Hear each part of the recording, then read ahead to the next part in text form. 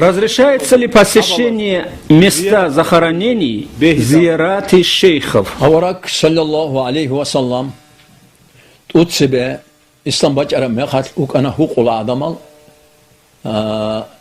ziyaret habalada ziyaret insan la tazurul kuburan abuna nücetsa habalada ziyaret habugelin abuna şibkana khutana de şayha bi hukana инзиун хабада серох кетухун. Пророк, саллиллаху алейхи вассалам, в начале возникновения ислама запрещал людям посещать могилы. Вы не посещайте могил, говорил он.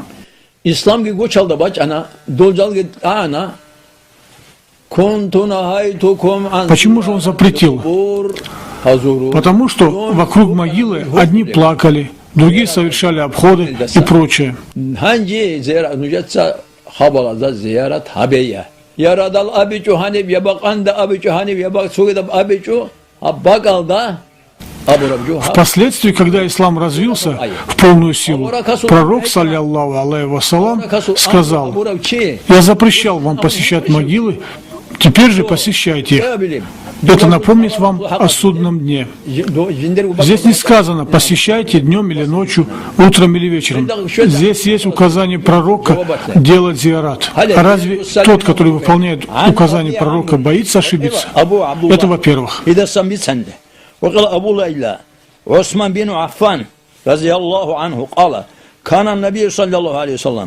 Во-вторых, что касается дозволенности читать на кладбищах что-либо из Корана, думаю, надо об этом сказать.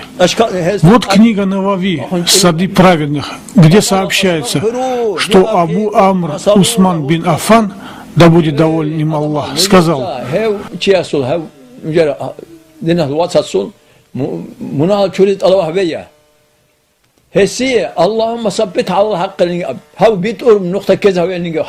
После завершения погребения покойного пророк, саллиллаху алейхи вассалам, да благословит его Аллах и приветствует, обычно некоторое время стоял у могилы. И он говорил: молите Аллаха о прощении для вашего брата и просите, чтобы он его укрепил, ибо поистине сейчас ему задают вопросы.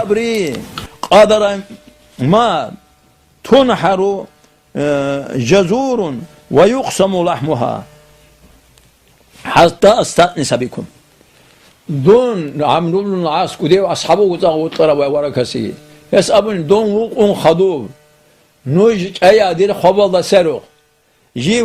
Сообщается, что Амр бин Аль-Ас, да будет доволен им Аллах, сказал: «Когда же вы положите меня в могилу, то постойте вокруг нее столько времени, сколько потребуется для того, чтобы заколоть верблюда и разделить его мясо, чтобы я мог порадоваться вам и посмотреть, что мне отвечать посланцам моего Господа».